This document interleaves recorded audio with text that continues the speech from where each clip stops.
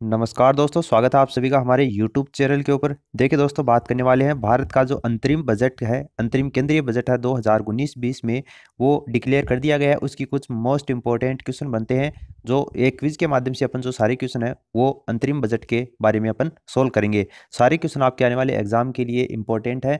Budget से related अगर कोई भी क्वेश्चन पूछा जाएगा तो वो इस वीडियो से बाहर नहीं पूछा जाएगा, इसलिए आपसे रिक्वेस्ट है वीडियो को लास्ट तक जरूर देखिए। सारे क्वेश्चन है वो अपन इसके अंतर्गत कवर करेंगे। तो देखिए, आज का जो सेशन है उसको अपन शुरू करते हैं। आज का पहला क्वेश्चन है, पिछले 5 वर्षों में प्रधानमंत्री जन धन योजना के तहत कितने खाते खोले गए थे? तो पिछले 5 वर्षों के अंतर्गत प्रधानमंत्री जन धन योजना के तहत लगभग 34 करोड़ बैंक खाते हैं वो खोले गए थे। चालू जो खाता गाठा है वो 2.5% रहने का अनुमान है। इसके अलावा 2018-19 के संशोधित व्यय का जो अनुमान है वो 2019-20 में 13% तक बढ़ने का अनुमान है। पिछले 5 वर्षों के अंतर्गत प्रधानमंत्री जन धन योजना के अंतर्गत 34 करोड़ बैंक खाते हैं वो खोले गए हैं।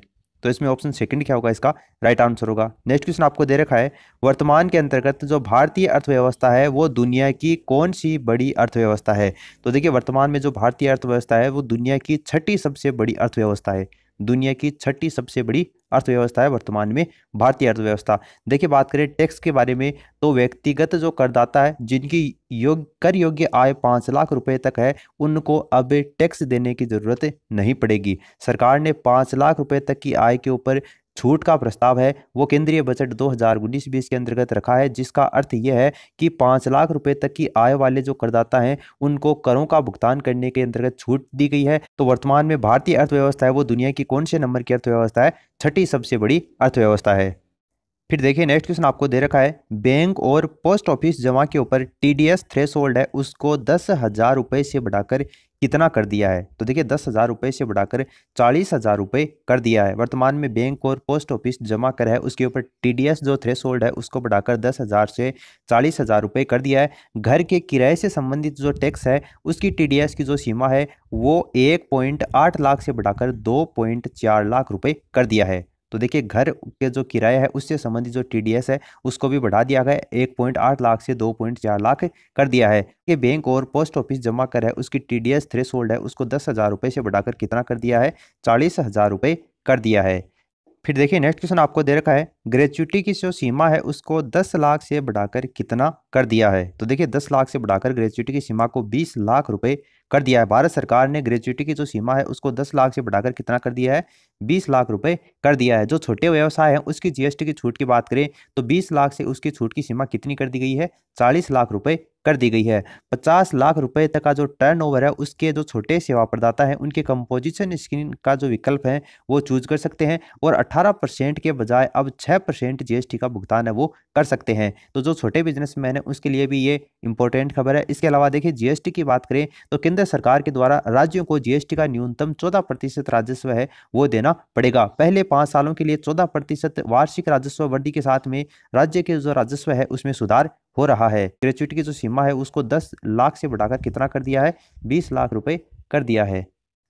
देखिए, नेक्स्ट क्वेश्चन दे रखा है, वर्तमान बजट में रेलवे को कितना बजट है वो आवंटन हुआ है? तो देखिए, वर्तमान में जो बजट है पारित किया गया है उसके अंतर्गत रेलवे को 64,587 करोड़ रुपए का बजट है वो आवंटन किया गया है। देखिए, इसके अलावा वंदे भारत जो एक्सप्रेस है जिसको ट्रेन 18 के नाम से जाना जाता है वो सेवा और सुरक्षा प्रदान करेगी और मेक इन इंडिया के तहत वो एक नई दिशा है वो देगी। ब्रॉडगेज रेलवे पथों के ऊपर सभी मानव रहित रेलवे क्रॉसिंग है उसको हटा दिया गया है और रेलवे का कुल पूंजीगत व्यय की बात करें तो 1,58,658 करोड़ रुपए है वो रेलवे का कुल पूंजीगत ये वे है। ऑपरेटिंग अनुपात वर्तमान में 2017-18 के अंतर्गत 98.4% के मुकाबले 2018-19 के अंतर्गत 96.2% और 2019-20 का जो बजट पारित किया गया है इसमें 95% तक ऑपरेटिंग अनुपात है वो रहने की संभावना है। तो वर्तमान में रेलवे को कितना बजट है वो आवंटित किया गया है? 64,587 करोड़ रुपए का बजट है वो आवंटित किया गया है। नेक्स्ट क्वेश्चन आपको दे रखा है, कौन सा देश है वो 27 किलोमीटर प्रति दिन के हिसाब से पूरी दुनिया का सबसे तेज राजमार्ग विकसित कर रहा है? तो देखिए, वो कौन सा देश आपका भारत है। ओबीसी बात है, भारत का केंद्रीय बजट की अपन बात कर रहे हैं तो भारत क्या होगा, इसका राइट आंसर होगा भारत है वो 27 किलोमीटर प्रति दिन के हिसाब से पूरी दुनिया का सबसे तेज राजमार्ग विकसित करने वाला कौन सा राष्ट्र है? पहला राष्ट्र है। बाद में वित्त मंत्री जो पीयूष गोयल है उन्होंने बताया कि ऐसे प्रोजेक्ट जो वर्षों से अटके हुए हैं अब उनके पूरे होने का काम है वो तेजी से चल रहा है।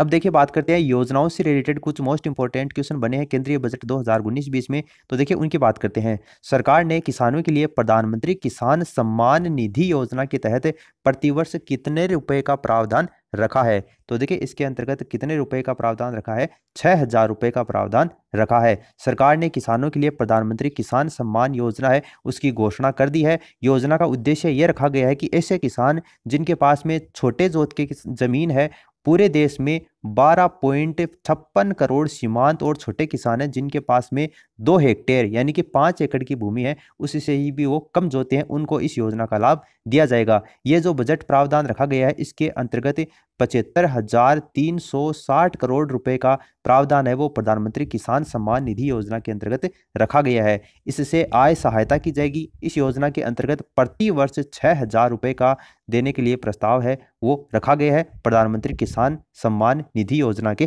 तहत। ऑप्शन जो आपको फोर्थ दे रखा है वो इसका राइट आंसर होगा।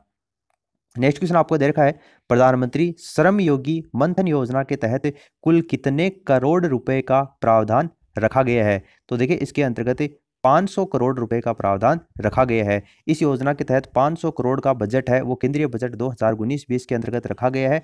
देखिए जो असंगठित क्षेत्र में जो नौकरी करने वाले लोग हैं वो 100 रुपये प्रति महीने के योगदान के ऊपर 60 वर्ष की उम्र के पश्चात में 3,000 रुपये प्रति महीने की पेंशन का प्रावधान उनके लिए रखा गया है। ये जो योजना है प्रधानमंत्री श्रम योगी मनधन योजना, इस योजना के तहत लगभग 10 करोड़ कामगार ऐसे हैं जिनको इस योजना के अंतर्गत लाभ मिलेगा और अगले 5 वर्षों में दुनिया की सबसे बड़ी पेंशन स्कीम है वो प्रधानमंत्री श्रम योगी पेंशन योजना बन जाएगी। ये योजना है वो वर्तमान वर्ष से ही लागू कर दी जाएगी, यानी कि 2019 से ही प्रधानमंत्री श्रम योगी मनधन योजना है वो भारत देश के अंतर्गत लागू कर दी जाएगी। ऑप्शन आपको जो इसमें फर्स्ट दे रखा है 500 करोड़ रुपए का बजट है वो इसमें रखा गया है। फिर देखिए नेक्स्ट क्वेश्चन आपको दे रखा है प्रधानमंत्री उज्ज्वला योजना। प्रधानमंत्री जो उज्ज्वला योजना है उसके तहत अब तक कितने एलपीजी कनेक्शन दिए गए हैं? तो देखिए अब तक 6 करोड़ एलपीजी कनेक्शन है वो प्रधानमंत्री उज्ज्वला योजना के तहत दिए जा चुके हैं। स्वच्छ ईंधन और स्वास्थ्य प्रदान करने के उद्देश्य प्रधानमंत्री उज्ज्वला योजना है उसके तहत अब तक 6 करोड़ एलपीजी कनेक्शन है वो वितरित किए जा चुके हैं। ऐसा कहना है जो वित्त मंत्री हैं पीयूष वेद प्रकाश गोयल, उनके द्वारा ये बात है वो केंद्रीय अंतरिम बजट 2019-20 के अंतर्गत कही गई है। नेक्स्ट क्वेश्चन आपको दे रखा है आयुष्मान भारत योजना। आयुष्मान भारत योजना है उसके तहत लगभग कितने नागरिकों का इलाज किया गया? तो आयुष्मान भारत योजना के तहत लगभग 10 लाख नागरिकों का इलाज है वो किया गया था। स्वास्थ्य क्षेत्र के बड़े पैमाने के ऊपर सुधार किया गया और आयुष्मान भारत योजना के तहत 10 लाख लोगों का इलाज किया गया। ये जो स्कीम है वो लागू होने से नागरिकों को लगभग 3,000 करोड़ रुपए की घरेलू बचत है वो हुई है। तो 10 लाख लोगों का इलाज है वो आयुष्मान भारत योजना के अंतर्गत किया गया है। इसके अलावा देखिए मनरेगा की भी बात कर लेते हैं। जो केंद्रीय बजट पारित हुआ है, पीयूष गोयल ने पारित किया है, उसके तहत जो मनरेगा जो योजना है उसमें 60,000 करोड़ रुपए का प्रावधान रखा गया है। तो ये ध्यान में रखना, आने वाले एग्जाम में पूछा जा सकता है। इसके अलावा जो प्रधानमंत्री ग्राम सड़क योजना है उसके तहत सड़क जो योजना है उसके लिए भी 19,000 करोड़ रुपए का प्रावधान है वो केंद्रीय बजट 2019-20 में रखा गया है। पिछले 5 वर्षों में प्रधानमंत्री आवास योजना है उसके तहत 1.53 करोड़ आवासों का निर्माण किया गया था। तो ये जो तीनों फैक्ट्स बनते हैं वो भी आप ध्यान में रखना। 60,000 करोड़ रुपए का प्रावधान तो जो मनरेगा योजना है उसके लिए रखा गया है। 19,000 करोड़ का प्रावधान है वो प्रधानमंत्री ग्राम सड़क योजना के लिए रखा गया है और पिछले 5 वर्षों में प्रधानमंत्री आवास योजना के तहत 1.53 करोड़ आवासों का निर्माण किया गया था। तो ये आप ध्यान में रखना। फिर देखिए नेक्स्ट क्वेश्चन आपको दे रखा है 22वां एम्स कहाँ स्थापित किया जाएगा? तो देखिए 22वां जो एम्स है वो हरियाणा के अंतर्गत स्थापित किया जाएगा। अब देखिए बात करते हैं कृषि और किसान से रिलेटेड जो मोस्ट इंपॉर्टेंट क्वेश्चन बनते हैं केंद्रीय बजट 2019-20 में, उसकी बात करें तो देखिए दुनिया में डेयरी उत्पादों का सबसे बड़ा उत्पादक राष्ट्र कौन सा है? तो देखिए कौन सा है? भारत है।